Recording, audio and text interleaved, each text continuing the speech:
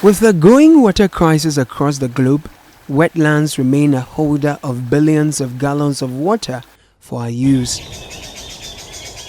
Not only humans, but endangered tree species like mangroves, birds and other animals depend on this delicate ecological setup for survival. However, wetlands have become a premium turf.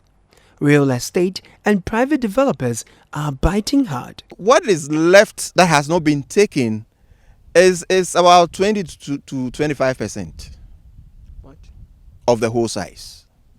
That means that 80 to 75% has been taken. It's already taken. But then they don't have documents to make them own them. The wetland, by its name, has a lot of water in there.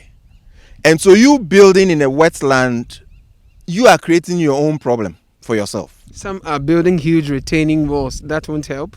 The huge retaining walls wouldn't do anything. Because when water wants to really damage anything, the retaining walls can't do anything. In their quest to address the housing crisis, these housing agents are creating a water crisis. When it rains, the whole place gets flooded. The whole place gets flooded.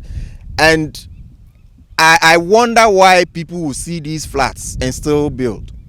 I wonder. Because I wouldn't put my money into building in such areas. Yeah, kind of they be a binary of a palm free, but still a mugusu or no. Mugusu, a beam grass is down no say, soon your crap, I want some chair. But Ukos is our insurance to you. My so started to call home. Says baby, one more sense you to say, I'm afraid I am by you. By a good rock on more. Now I call warm. Tata Jogbela has been fishing in the Sakumono Lagoon for more than 25 years. Instead of a bumper harvest of fish, here is a bumper harvest of plastic waste. No man, say, it's a run on swab for when soon in the time, break one every. And we take away name. Tiny in my baby, then almost say what down on the mono. A mobola in our Moses Agum is unimono. I see. Tiama is on the choker and a choky. Tiama, say I am by Namun. First, no two net way back, what mean your number say pine, no pine be on Nibaku. But they said, dear Nama say, Tiama, break one every. Tata Jogbela must be thankful today. Tomorrow, there will be no lagoon to even fish in with a spate of destruction. A time will come, the Sakumono Lagoon wouldn't be a lagoon anymore. It will just be bare land because sediments keep piling up and then there will be nowhere for the water to pass. We have failed as a country to protect our wetlands. And the reason why I would say we have failed is because, not necessarily because we haven't been able to protect the wetlands. We have failed because we have neglected the wetlands that serve us. So these wetlands serve so many, they give us so many benefits. Aside from the livelihood options, they protect us from floods, they protect us from shoreline degradation, they protect us from a host of other things. The Sakumono Lagoon back in the days was regarded as a fetish. Natives recollect with gladness bumper harvest when traditional authorities controlled the usage of the lagoon.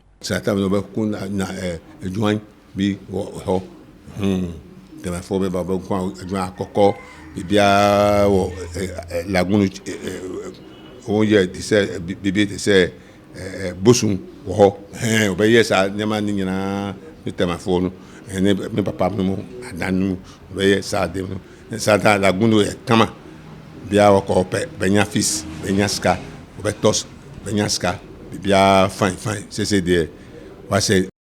How then did mega houses emerge in place of bountiful harvests in a wetland? It's a dime baby when you own Pacro, baby, Mufa, no Kenya, sad, Sasiano, Monsieur Okoju, TDC, Monsieur Okoju, this, sir, on bass, Sakumono, phone, no Kojis, Sassin. The Tema Development Corporation will fight back this allegation. With all due respect, you cannot sell what you don't have. And this, as I've always maintained, from here, after this interview, you can go to the Ramsar. ask anybody who owns any land over there whether TDC has transacted any business with them. Nobody can give you any documentation. But now is not the time to trade accusations. Enough damage has been done. Environmental civil society Arocha Ghana is calling on all to fight the common enemy together instead of fighting each other. The current challenges we face in areas like Sakumono is not something that can be glossed over. All of us have a role to play. Traditional authorities, the local development area authorities, the Tema development authority, all of us have a role to play. And I think that we all keep pointing fingers at each other, but knowing very well that we are all not sitting at the same table. So I want to use this opportunity to take action, each one of us, to keep our wetlands safe and also ensure that the theme of securing our wetlands for water and life really reflects in how we plan for it, how we act towards it, and how we secure some of these areas. If only this call could be as easy for the enforcers whose efforts are brought to nothing by powerful people. Right in the core area of the wetland, we have people doing this here, building things here in the core area of the wetland. In fact, it's very sad. Common sense. Common sense. Many of whom attend conferences to sign these same conventions in the first place.